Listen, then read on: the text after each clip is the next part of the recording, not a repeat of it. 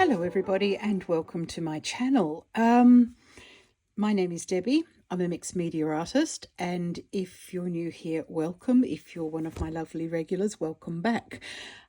Today is a bit of a flip through, but it's a flip through with a difference because normally I do my sketchbook tours in sketchbooks, but this time it's all on pieces of paper. Well, mostly.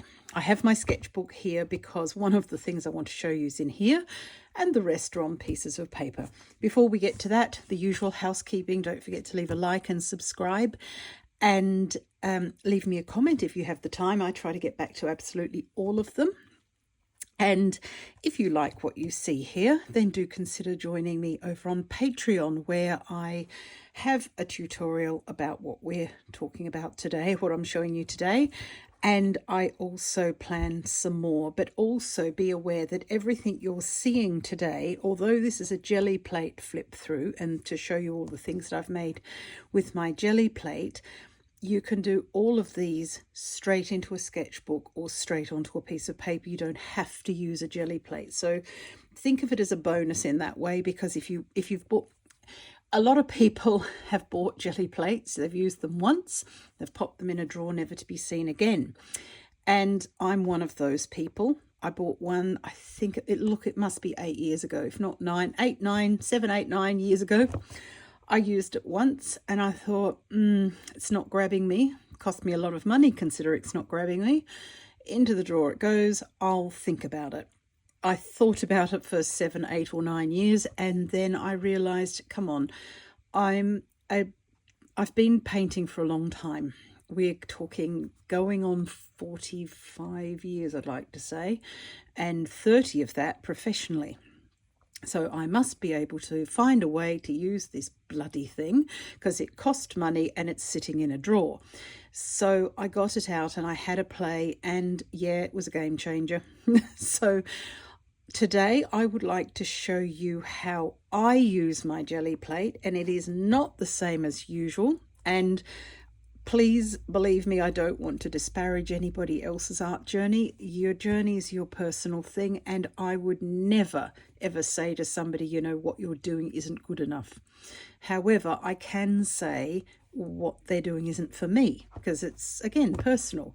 So it's up to me to either put up with having the Gelli plate in the drawer and shut up about it, give it to someone else who will appreciate it, or find a way to use it so that you're happy with it and happy with your purchase. I chose option 3. Like I said before, I'm a landscape artist. I also paint animals and I paint birds and things like that, but they belong in a landscape. So what I wanted to do with my Gelli plate wasn't simply to put paint on and then take impressions of leaves and botanicals and anything, other textures and things like that. Like I said, that's fabulous. And actually, I would use that method if I wanted to create collage papers that were interesting and textual. So certainly wouldn't rule it out, but it certainly wasn't for me as much as I'd bought this thing and I thought, well, what's the point? For starters, when you make a print of something, the idea in my mind was that you could then go on to replicate more and more prints, whereas Gelli plate printing is a monoprint, which effectively means you get one. I've had 3, and I'm going to show you them to you in a second. I get ghost prints from them.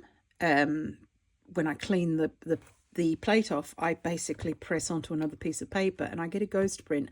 And what I do is I will work back into that, whatever print I've taken, ghost print or normal, I work back into it with other mixed media products. So let's get this show underway.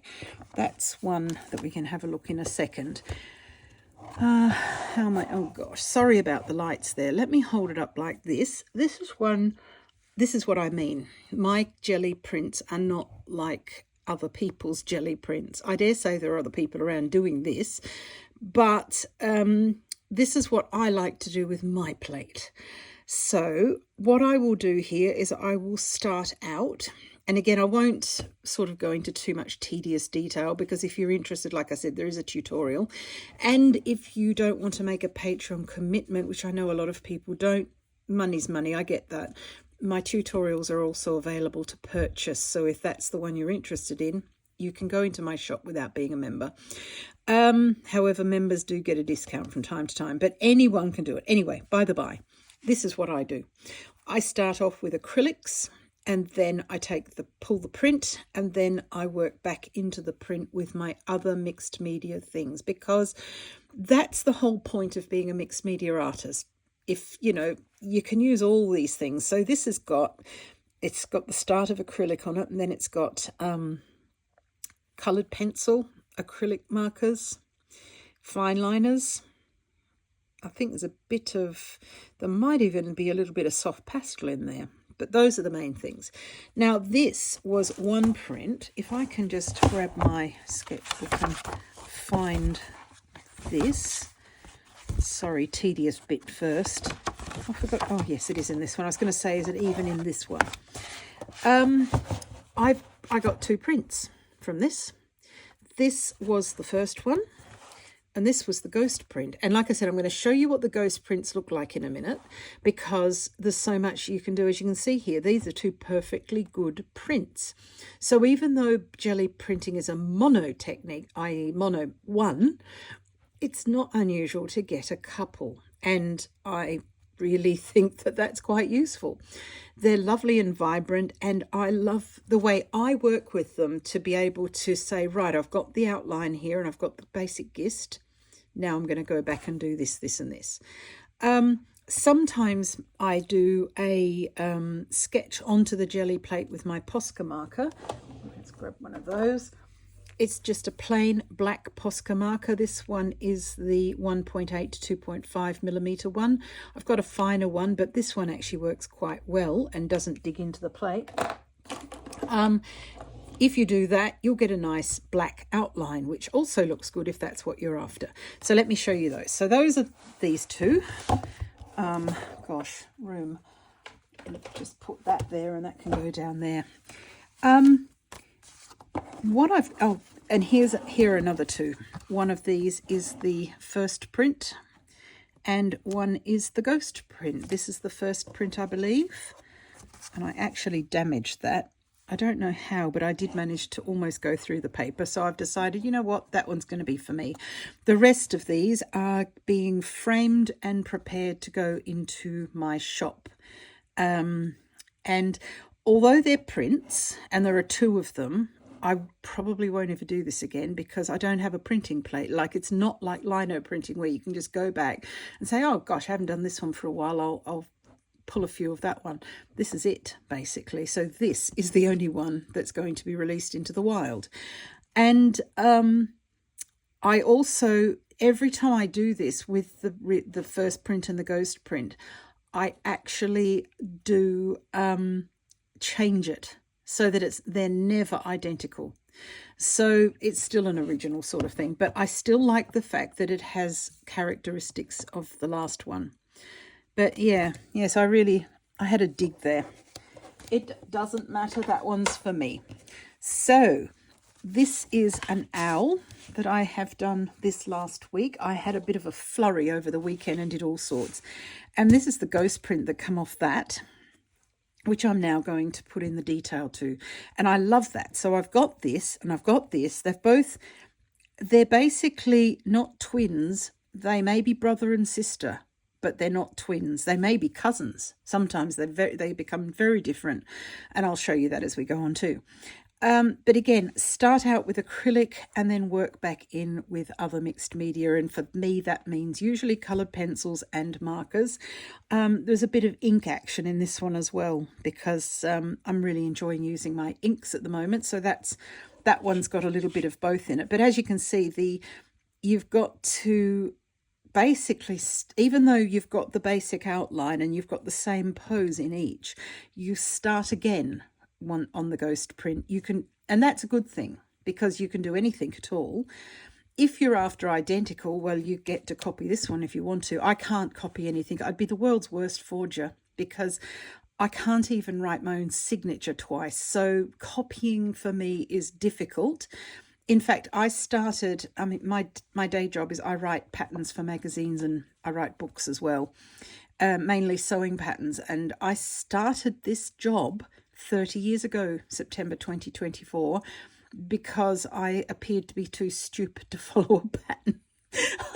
I could not get the point, or I kept on telling myself that I would have put it differently, and I thought, right, well, instead of whinging and complaining, show everybody what you can do and shut up about it. So I did, and here we are 30 years later.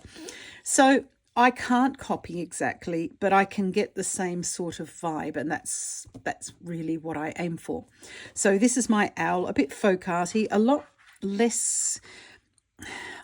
It helps me to be a bit looser in my art, to be honest, because my instinct is to be really quite pernickety about details. Let me just grab a picture. Sorry, this one's also framed. This is one I just finished on pastel mat with coloured pencil. No shine, hopefully. This is what I normally do with my birds, but this is not as accessible as this sort of thing that you're seeing today. So, I mean, if anybody said to me, look, we'd love a bird tutorial, fine.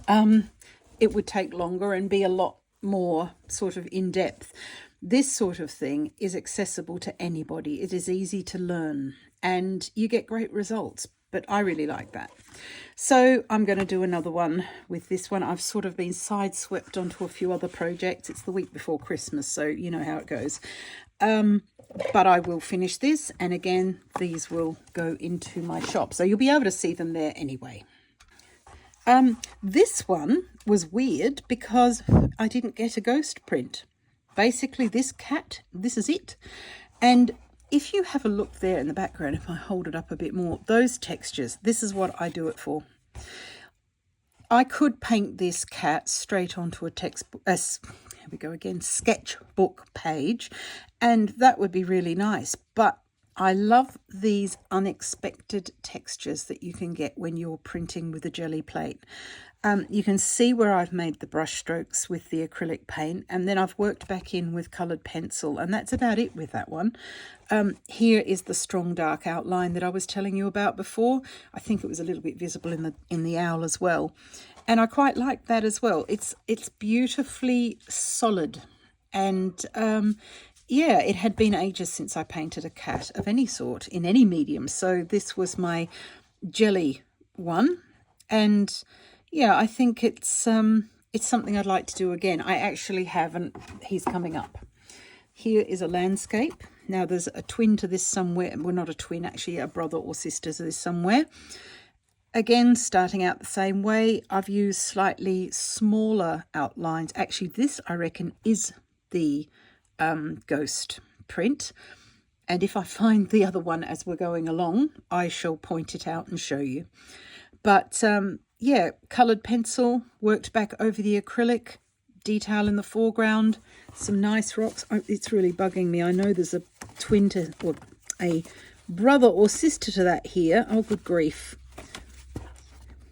There we go. That's it. That was the original. And I like that one too. But as you can see, it's different. It's still got a house in the same spot, but because the house came out very, very indistinctly, I was able to change the house. So we've got a traditional northern cottage here. These are both English scenes, if you're watching outside of Europe. Not Lake District, Peak District, north of England.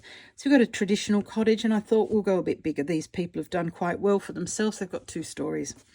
Added a few more different sorts of trees, different sorts of rocks. Again, the rocks are similar, not the same, but similar. These came out quite clearly. Where they come out quite clearly, I put them in again the same way as they are. And where they're a little bit more indistinct, see, for this one was very distinct on the original print.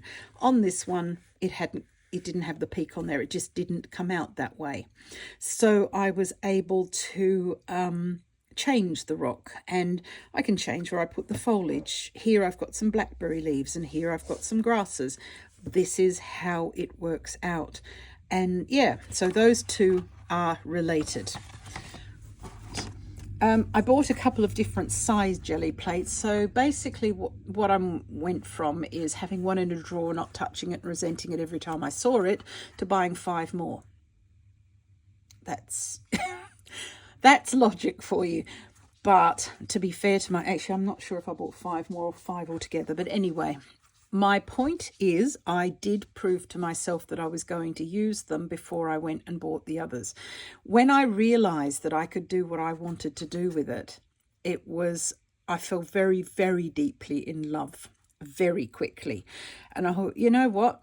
I can make something of this. This is for me after all. And so, yeah, I bought a smaller one. I like this size. I don't like the fact that the mount boards don't come. See, for example, this one, it's a really handy size. It's easy to frame and I can get rid of the edge that can be quite messy. On the other hand, I quite like the messy edge sometimes, and I've left it with my hair that I'm keeping as well. I really like that messy edge in a way. Sorry, I'm hoping you can see that. My camera mount is sadly right in the middle where I can't see what I'm showing you.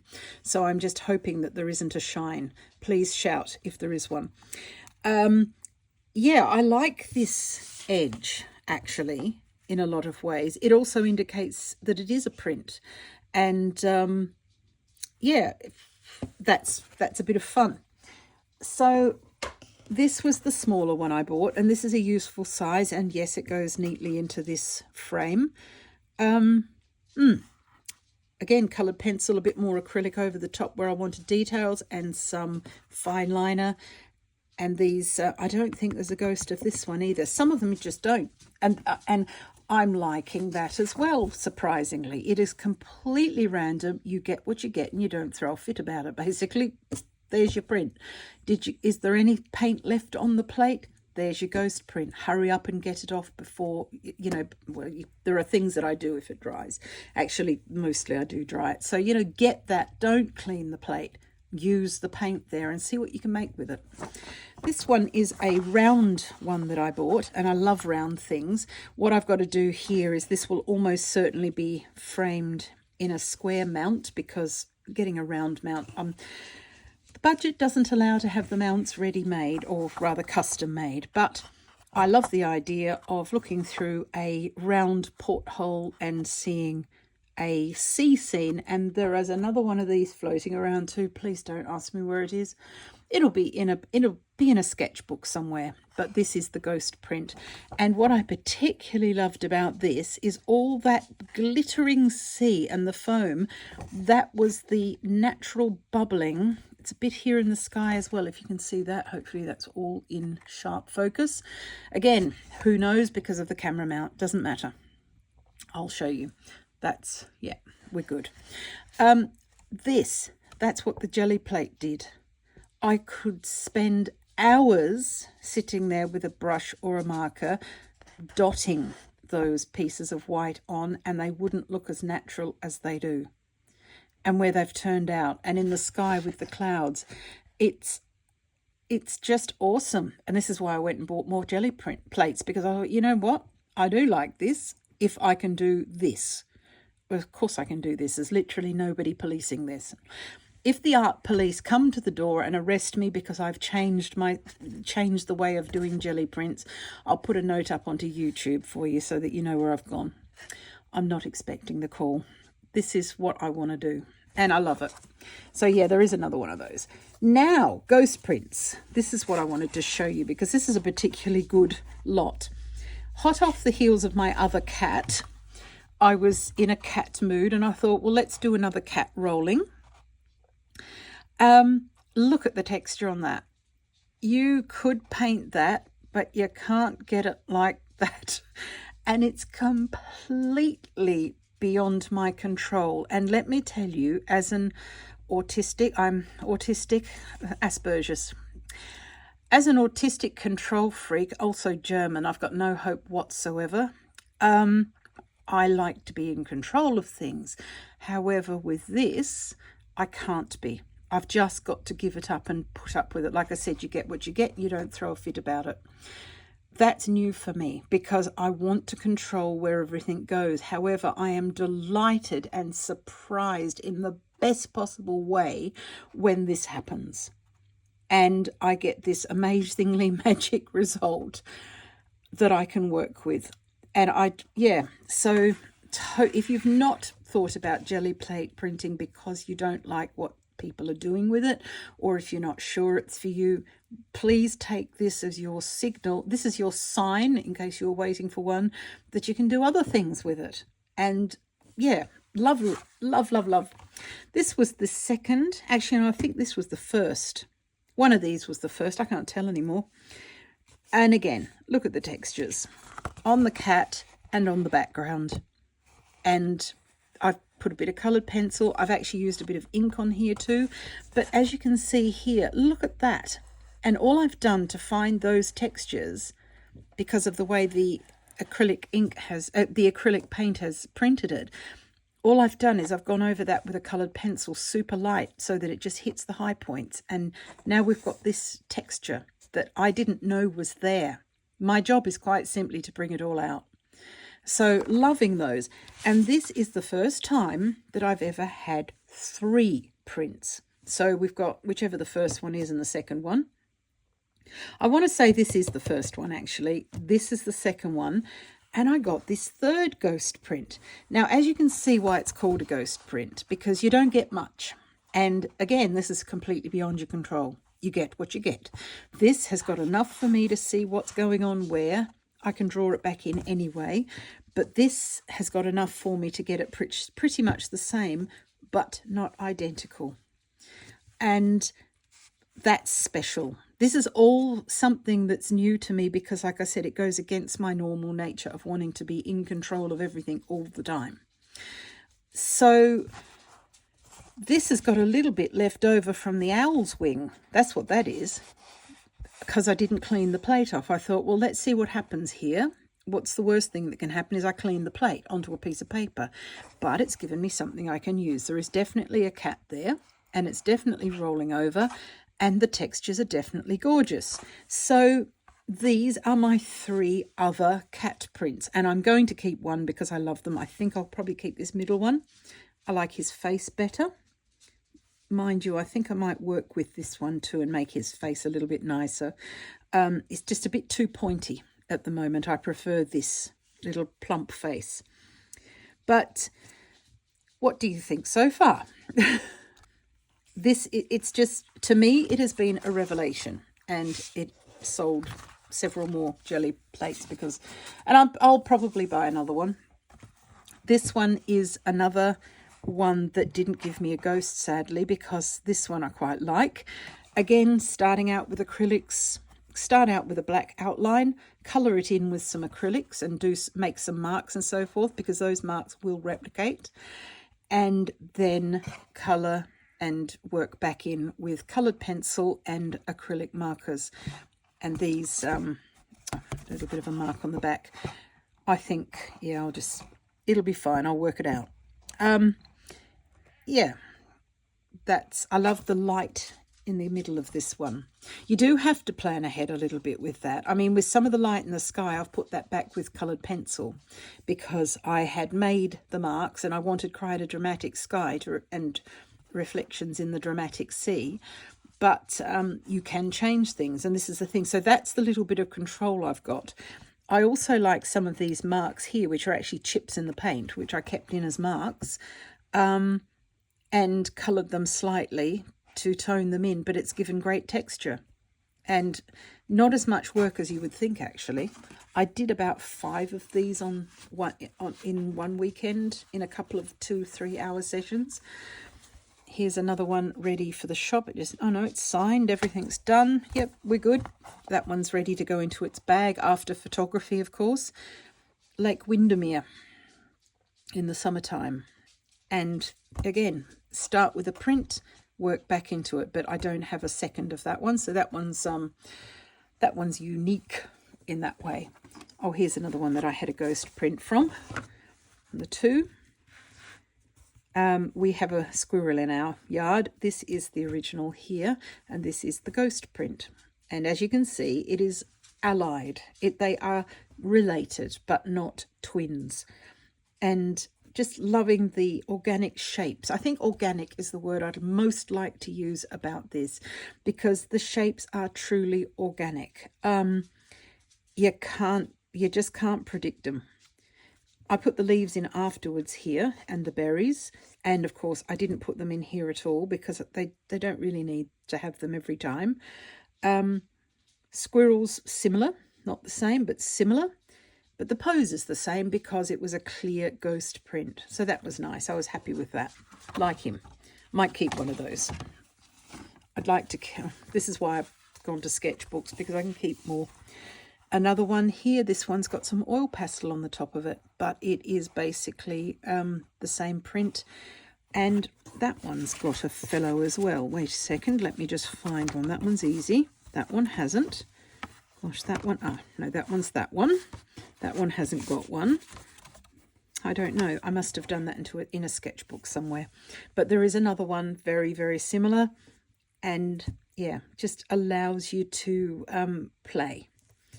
There's that one. My sheep. Love doing sheep. And I didn't get a ghost for this one. Or if I did, it's in a sketchbook. I have a lot of sketchbooks as well.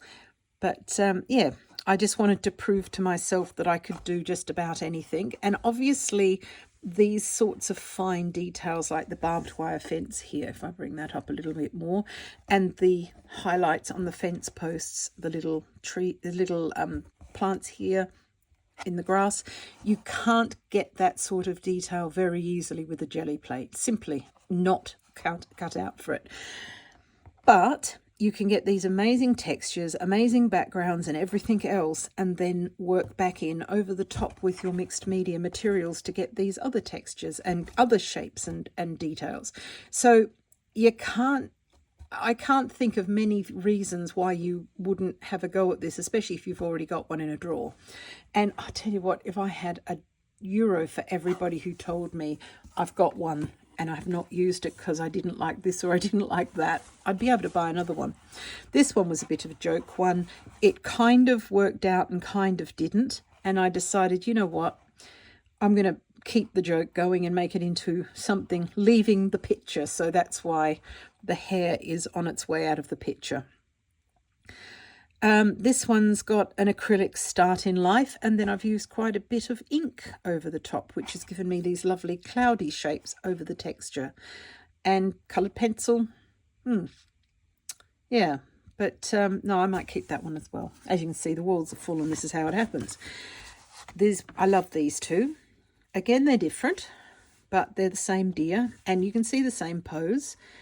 I get to change details on the face. Actually, I can tell you something. If I don't do it now, I won't remember. I'm going to just get my gel pen and wake this deer up, because until it's got that highlight in the eye, sorry about that, should do my housekeeping in my own time. Until it's got that highlight in the eye, it's not alive. It needs the highlight. Two different colours. They're kind of monotony because of the predominance of greys and things like that. It's a winter scene. And yeah, I enjoy doing this too. And I like the fact that it doesn't allow me to fuss over the details. So if I want to put an animal in it, I have to be prepared to accept that the animal's not going to have realistic fur. The bird's not going to have realistic feathers. And that's something for me to find a way to be all right with, because this is going to be more simple outlines, especially if I use this very thick black outline, which I have from time to time. Sometimes I haven't, but I have in other places. And if I want to do that, it's not going to be realistic. It's going to be believable. And I've said this before, that the idea is that we're trying to make our artwork believable, not necessarily realistic.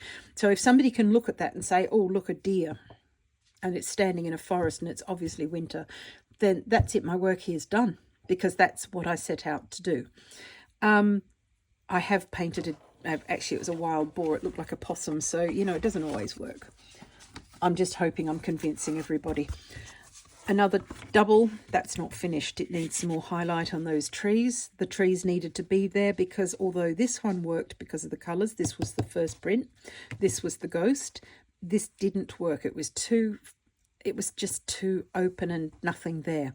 So I'll go back in and finish these trees and bits and pieces here with some probably markers and what have you. And then we have, again, two rocks, different rocks. This one's got some umbellifer type, probably Queen Anne's lace or Bishop's lace weeds. This one hasn't. It's windy. The trees are leaning. The cottages are slightly different. The fence is slightly different. I love that I can give it its own personality whilst keeping it essentially the same.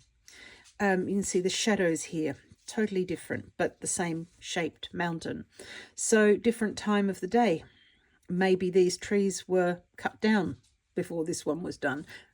There are stories in these pictures that I didn't even know were there, that sort of thing. So that's nice. Another winter one with a fox in. I've had such an issue painting foxes over the years. They've always been my nemesis. I don't enjoy painting them, but all of a sudden they're sort of coming good, and I'm happier with the outcome. So again here, I think we've got some ink here. There's some definitely coloured pencil. Always starts with acrylic. I find acrylic, not gouache, acrylic gouache, so the one that's not water soluble after it's dried, is the best possible starting point. And markers can be useful. And then go back in with coloured pencils, some inks, soft pastels. I believe there's some soft pastel action in here. Anything that will pick up those textures that we've got from the plate. And yeah, this one's ready for the shop too, actually. Yep, all stamped, ready to be photographed and packaged. Sorry about that, I just managed to bump the camera. And here, the last two. Another seascape. The bird's obviously gone. We can't expect it to stand there all day. But this is the first one. This is the ghost. And on the ghost, the bird just didn't happen. The bird had already happened in the first one. So what I've got for the second one now is a seascape. I'm actually tempted to put something there because I feel it needs something, but I might spend more time on the water instead. I know I've got it in its mount, and dangerous working back into it because I can be a bit messy, and I will put my hand in something and stamp it or something like that. But this one kind of reminds me of a really old colour slide or photograph. Again, texture. Texture is what it's all about, and what you can do with that texture subsequently. And yeah, it's interesting, the differences whilst they stay the same. Like, I like the sky in both of these. I've added more rocks in this one. They were there, but because the water, I was going to say, yeah, what's this blue thing here?